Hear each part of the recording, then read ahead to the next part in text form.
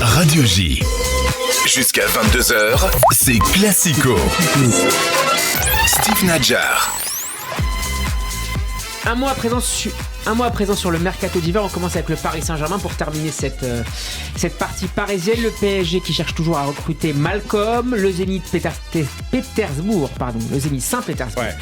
espère un transfert sec ou un prêt avec option d'achat obligatoire. Paris Saint-Germain veut simplement un prêt avec une option non obligatoire. Est-ce un bon choix si vous étiez le Paris Saint-Germain de recruter l'attaquant de 25 ans, l'ancien de Bordeaux et du FC Barcelone, Benjamin?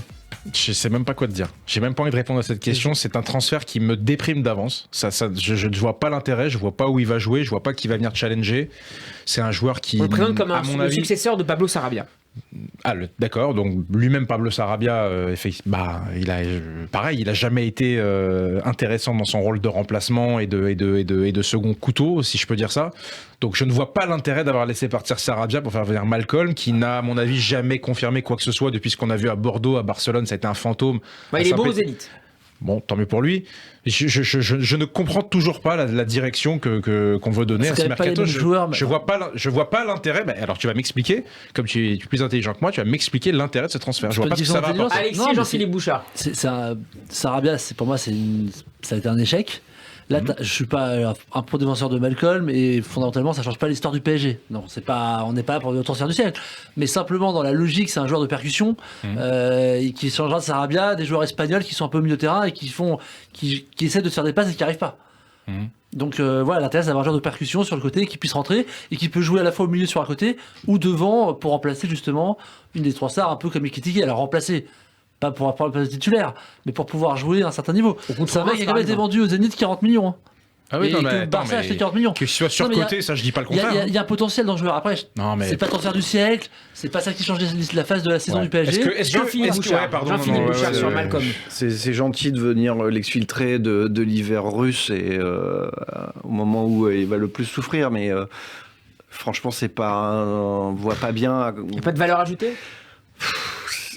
Oui, il va rentrer à la 65e minute. Exactement. De temps en temps et c'est super, mais c'est pas ça qui va tirer le PSG vers le haut, quoi. Non, ça c'est sûr. Est-ce qu'on peut pas se concentrer plutôt sur les jeunes qui sont là, essayer de leur donner du temps de jeu, essayer de les encadrer, essayer de...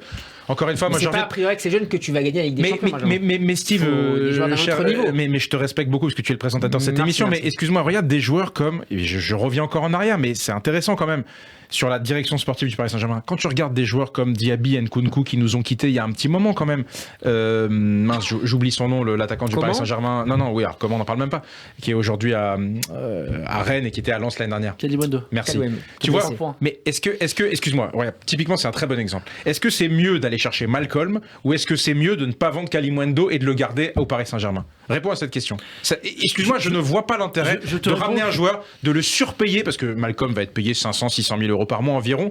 Est-ce que c'est pas plus intelligent de garder un mec du cru et d'essayer de le mettre dans les meilleures dispositions? Rennes l'a acheté 25 millions, je crois à peu près. Donc il est sans doute pas moins fort en valeur que Malcolm. Hein. Je te pose la question pas sur Kalimundo qui est en dessous, mais on va dire sur même Nkunku. Kalimundo est en dessous de Malcolm, t'es sûr de ça? Nkunku et Diaby.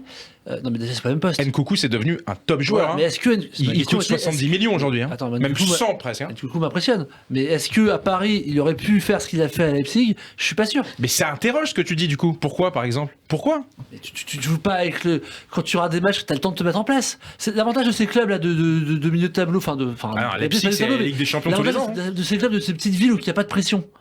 C'est que t'as le temps de te mettre en place. Tu rates un match, t'es pas sur devant de la scène. La pression elle est toujours positive. C'est-à-dire que quand on réussit, c'est dit différemment, mais c'est ça. C'est à Paris, elle est presque toujours négative.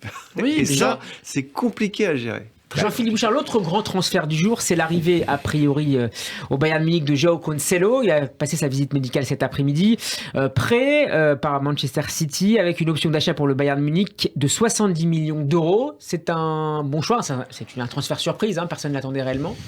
Ouais, mais là on est dans le... Non, mais on est dans la monnaie de singe des joueurs du top 10 là, qui se refilent des joueurs pour des sommes en dizaines de millions d'euros. Et le but, c'est surtout pour les joueurs qui jouent le moins, de se refiler des joueurs entre soi pour éviter que les autres clubs du top 12, 14 puissent les prendre en fait. On se passe des joueurs, voilà. En attendant, on les garde au chaud. Mais là, ça va renforcer le Bayern. qui teste pas mal de joueurs ces derniers mois. Je pense que le Bayern a intérêt à effectivement essayer de se renforcer et à se ressourcer, surtout parce que là, ils sont dans une période où ils ronronnent. Bon, c'est vrai qu'ils ont conquis 10 titres en Bundesliga consécutifs. Enfin, ils ont. Quel est l'avenir pour le Bayern ? Et là, ils sont sur 4 nuls. Ils vont pas beaucoup mieux que le PSG, c'est rassurant. Donc, je pense qu'ils ont besoin de 109 et d'essayer de se relancer un peu par du 109 parce que ils ronronnent un peu, quoi. Je vous propose d'écouter ce qu'a dit Laurent Blanc sur le mercato d'hiver. On l'écoute. Vivement qu'il se termine. Vivement qu'il se termine. Mais je parle, à mon avis, on en a discuté avec des entraîneurs, sincèrement. Le mercato dure un mois et tout se passe dans les 48 heures ou dans les 3 derniers jours. C'est la course au prêt, c'est la course. Tu prépares pas les matchs dans les meilleures dispositions possibles parce que ton joueur, il sait pas s'il va être prêté, s'il est là, s'il est pas là, tu l'amènes pas. Je trouve que c'est moyen. Donc ce serait quoi votre demande ? Qu'il soit plus court peut-être, raccourci pour qu'il n'y ait pas de tergiversation comme ça pendant un mois Qu'il n'y en ait pas. Qu'il n'y en ait pas, carrément.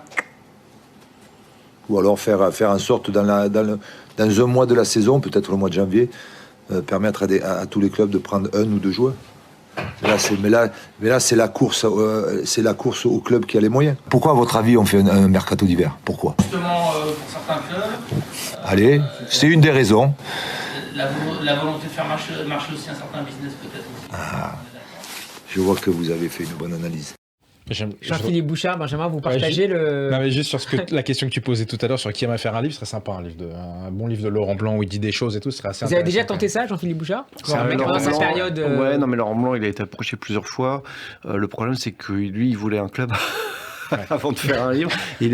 Ça ferme des portes d'écrire un livre ? Ça dépend ce qu'on met dedans, mais non, au contraire, c'est plutôt... En fait, souvent, les auteurs, quand ils s'exposent un petit peu, ils ont peur. Il y a quelques années, j'avais fait un livre qui avait des bombes à toutes les pages par Jean-François Larios. Ouais. Et Larios a eu très peur. Juste avant la sortie de ce livre, il se cachait, il voulait plus. Et en fait, quand le livre est sorti, alors que il lâchait quand même beaucoup de choses, mais en fait, ça lui a amené des torrents d'amour. C'est-à-dire qu'il y a énormément de gens qui étaient contents d'avoir de ces nouvelles et qui étaient contents de voir que ce gars-là...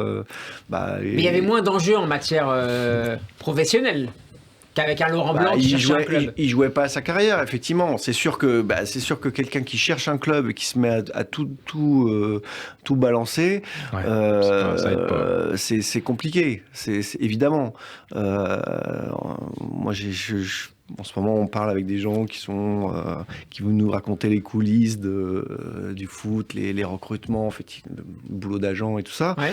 Bon, effectivement, le livre vaut mieux qu'il sorte une fois que l'agent en question a changé de domaine. C'est classique, c'est un vrai classique.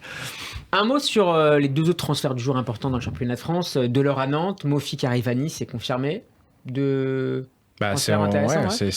Non, Mofi qui a refusé l'OM. Delors, c'est une surprise parce qu'en début de saison, quand ils prennent Laborde, on s'attend à recevoir le duo Delors-Laborde de Montpellier et ça marche pas. Donc c'est toujours étonnant. Je ne sais pas en détail pourquoi ça n'a pas marché, mais c'est toujours une surprise. Et il a dit que Nice lui avait manqué de respect, Delors, tout à l'heure.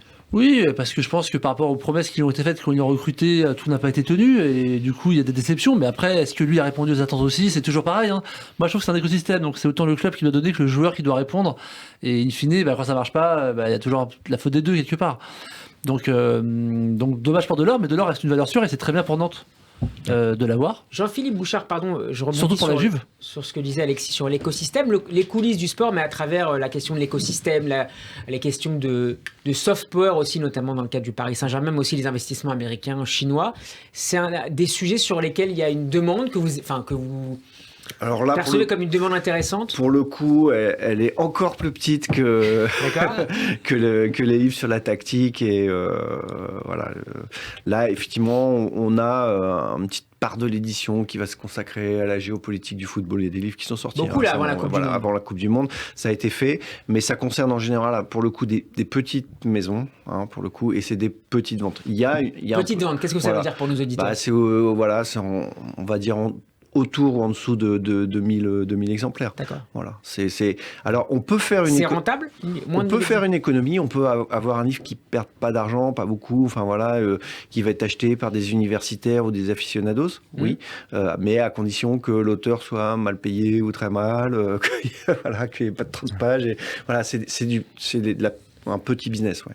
Sans entrer dans les détails, évidemment, Jean-Philippe Bouchard, mais est-ce qu'on peut avoir une grille tarifaire, je ne sais pas, entre le livre qui est publié par un journaliste qui n'est pas une star du journalisme, mais un journaliste très très connu, par exemple, qui intervient régulièrement à la télévision, et une star du football. Quels sont les...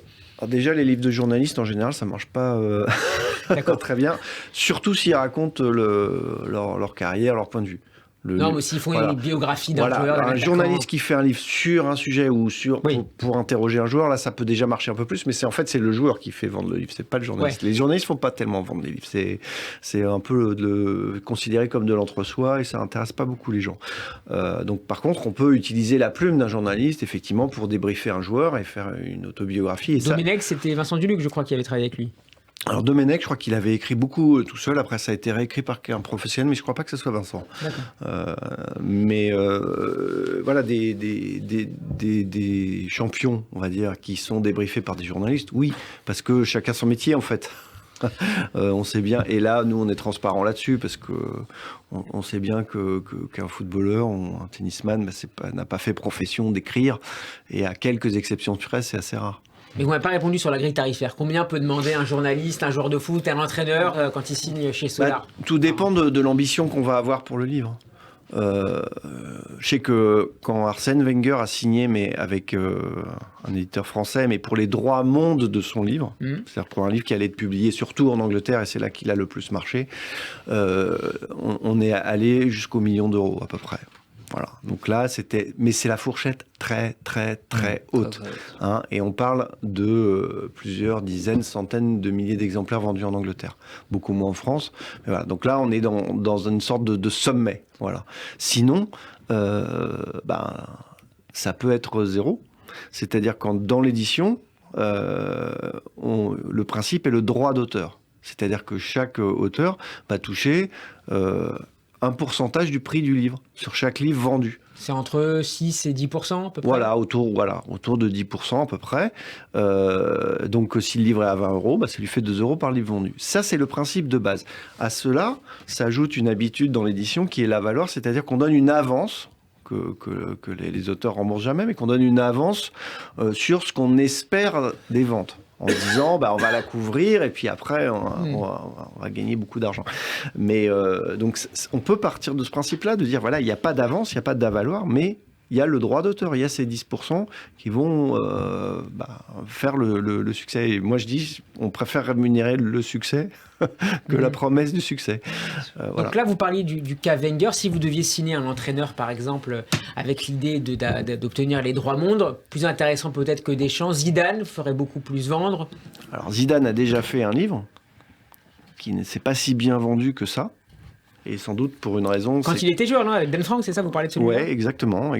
Et donc je pense que ça a échaudé pas mal de gens parce que je n'ai pas connaissance des sommes qui ont été mobilisées à l'époque, mais je pense que ça ne devait pas être rien. Voilà. Et donc je ne suis pas sûr que ça a été une affaire. Donc maintenant, il y a ce précédent. Et donc Zidane, s'il devait faire un livre aujourd'hui, même s'il a beaucoup plus de choses à dire, puisqu'il est devenu entraîneur entre-temps, Zidane, je pense qu'il faudrait qu'il y ait une promesse de contenu un peu sexy pour que... Il pourrait intéresser l'Espagne, par exemple le marché espagnol, beaucoup plus que le marché français. Évidemment, parce que Zidane, c'est Zidane, et voilà, c'est une star mondiale, et on a envie de l'entendre. Mais il faut qu'il nous parle vraiment. Ce qui n'est pas évident a priori. Voilà. Au-delà de Deschamps, est-ce qu'il y a un entraîneur étranger qui pourrait... on parle beaucoup d'entraîneurs là, on parlera des joueurs dans un instant, mais est-ce qu'il y a un entraîneur étranger que vous aimeriez faire signer un jour chez Solar pour raconter son expérience, ses techniques, ses méthodes? Alors, il y a un précédent qui était une belle histoire, c'était le livre de Carlo Ancelotti qui était publié en Italie, qui s'appelait L'Arbre de Noël. Donc on a publié, système de jeu. Voilà, et qu'on a publié chez Solar. On a eu du bol parce que... il signe au PSG derrière. Il signe au PSG derrière. Donc ça a très bien marché, mais c'était un peu c'était un concours de circonstances. Après, un entraîneur étranger qui entraîne à l'étranger, juste à l'étranger, qui raconte sa vie, c'est compliqué. Hein. Déjà, un entraîneur français qui veut entraîner à l'étranger, on n'a pas non plus... voilà, on peut se dire, tiens, on va le vendre dans le pays en question. Mais je pense par exemple à Guardiola.